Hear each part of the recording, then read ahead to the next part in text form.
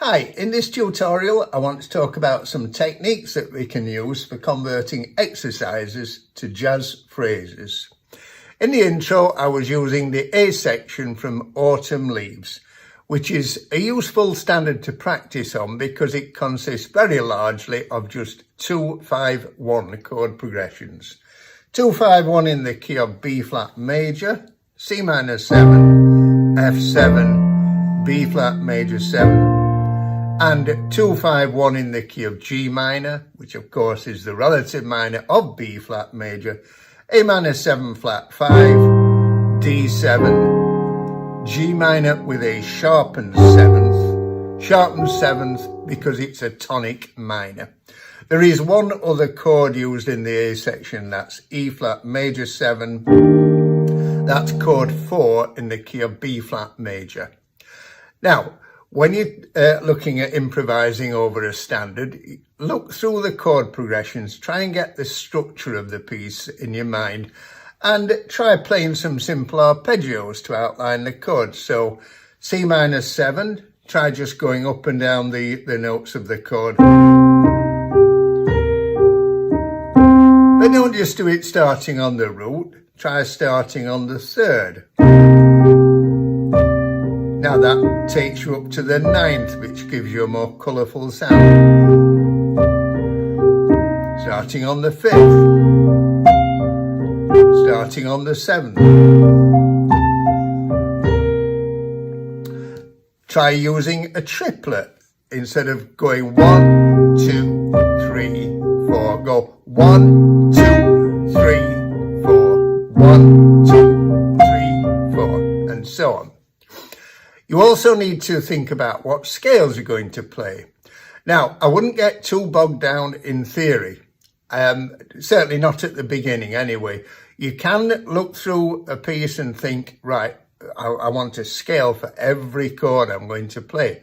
So you could think C minor 7, the default mode to choose is a Dorian mode. F7, a Mixolydian mode. And then B flat major, just simply a B flat major scale or Ionian mode.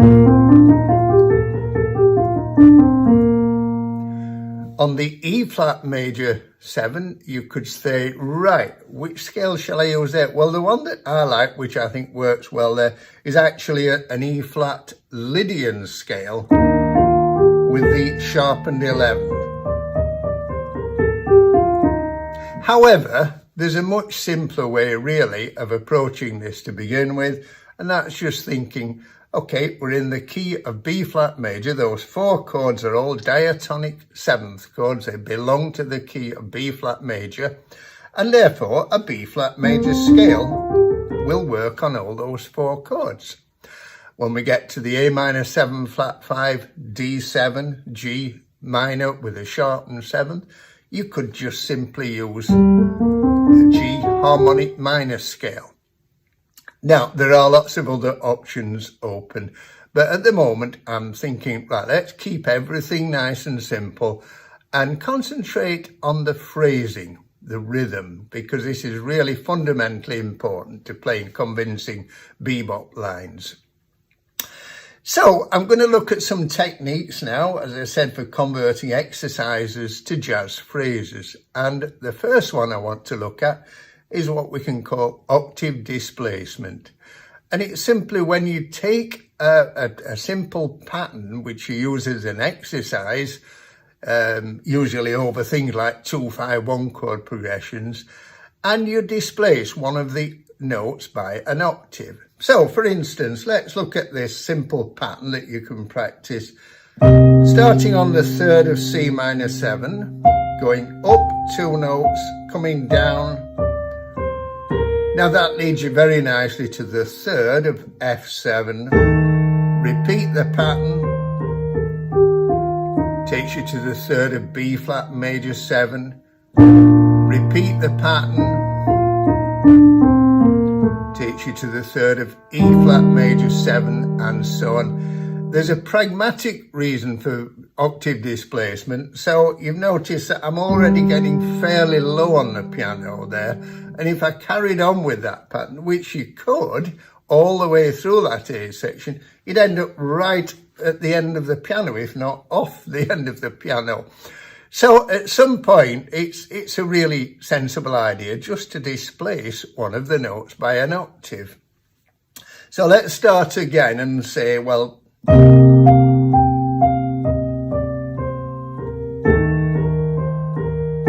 the next note in the pattern is G just there, but instead of going down, we could go up to G and then carry the pattern on.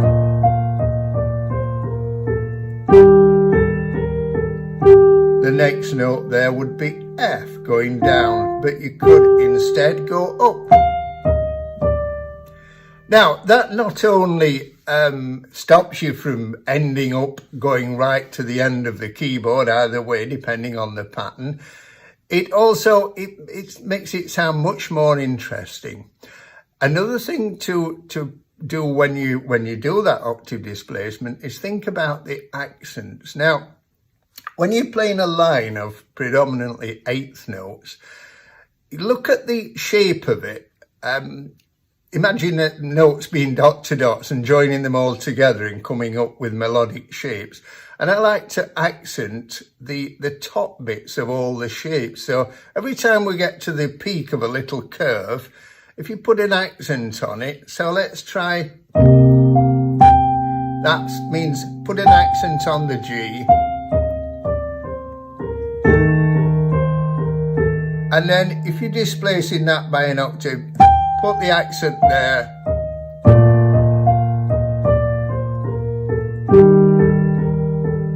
So put the accent there and there. Accents are really, really important in bebop, and that's a really useful way of putting accents in lots of different places and giving it a very authentic sound. Okay, now another technique that we can use is simply to leave some of the notes out of the exercise at the beginning. So instead of playing, let's try just missing out the first two notes. Miss out the first three notes.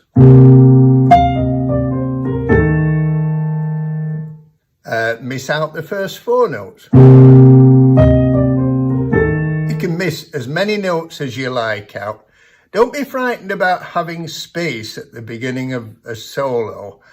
Don't feel pressurized into going straight into a long line of eighth notes. Listen to the jazz greats, and they all use a lot of space in their playing. You don't want to play all your cards at once. Now, you can miss notes at the end of an exercise too, and that will create a jazz phrase for you. So let's come in on the beat 2 here.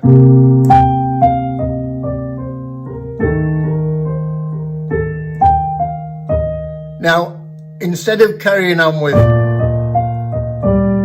I'm just going to actually alter the notes there slightly, go. Instead of going down to the third of B flat major 7, I'm going to go up to the 5th and then to the 3rd, but I'm going to cut it dead there.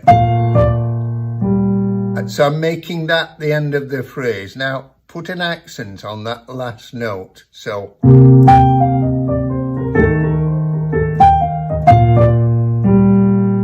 now you can already feel that that is beginning to sound something more like a jazz phrase than simply an exercise. A similar kind of thing that you can do is to introduce syncopation. So instead of going I'm going to come in slightly earlier, make the G a crotchet, and I'm going to introduce a syncopated rhythm there. So, and I'm going to miss the B flat there, and I'm going to go straight to the C. So instead of, I'm going,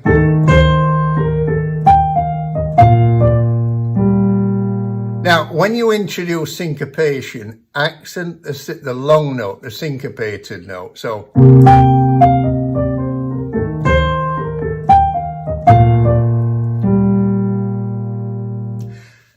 now, of course, you're free to alter some of the notes in the pattern. You don't have to stick rigidly to what you've been practicing. You often find, and this is the real fun part of it, that when you're practicing these things, you just spontaneously find yourself varying things in some way. It doesn't have to be a big change, but very often the odd little tweak here and there can make it sound much more convincing. So, for instance, at the end of that phrase, in the introduction, I varied that slightly by playing it like this. I went from the 3rd of F7 up to the 9th of F7, but then instead of going down to the root and then the 7th, I went down to the flat 9th, to the sharpened 7th, taking me to the 5th of B flat major 7. In other words, I circled around the F with chromatic notes, a semitone above and a semitone below. Now, I've talked about this circling round notes in previous videos. More often than not, you actually play the note from the key that you're in above the chord note and a semitone below. But in this case, I've gone from both a semitone above and below, which again is widely used. So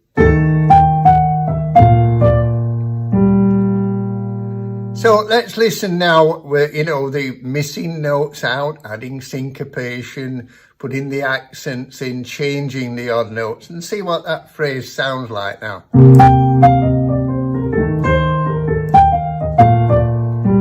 And then with the altered end.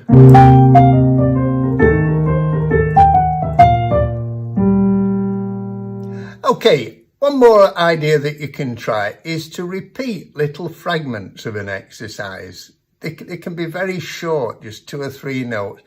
So, for instance, when we got to the E flat major 7, we did going up to the 9th.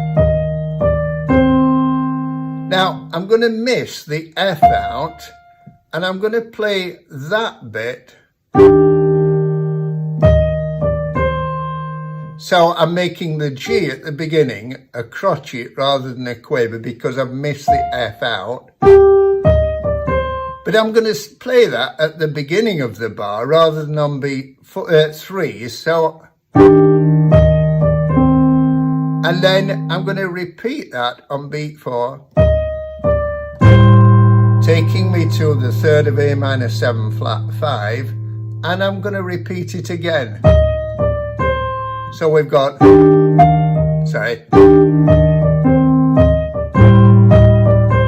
then just carry on down. So,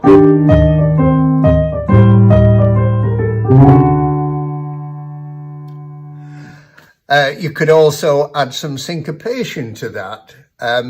Say when you get on the A minor 7 flat 5. So on the E flat major 7, play 1, 2, 3, 4, and on the A minor 7 flat 5.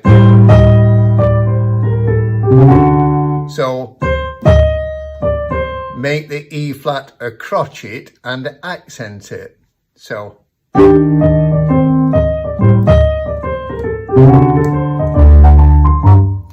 Okay, so those are some ideas. They're just a few things that you can do. Just let your imagination come up with some great ideas and focus on the rhythm above all else. Hope you enjoyed that. If you haven't done so far, can you subscribe, and we'll see you in the next video. Thank you.